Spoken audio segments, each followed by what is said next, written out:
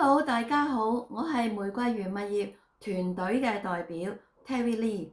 2025年即將過去，自從政府撤銷辣椒同埋減息嘅帶動之下，2025年整體嘅住宅成交量係比過去3年係創下新高。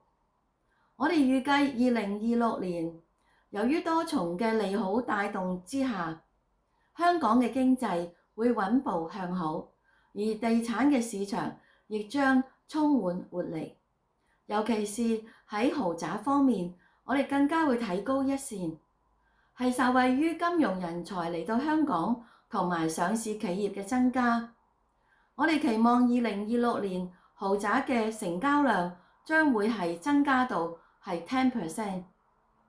玫瑰園物業喺呢度預祝大家係聖誕快樂！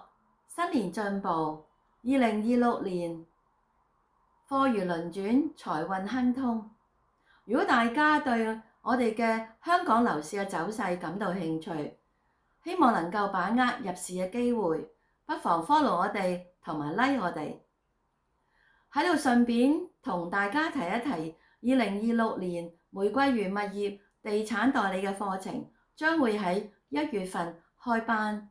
請大家密切留意我哋開班嘅日期，我哋喺下次嘅影片再見啦，多謝各位。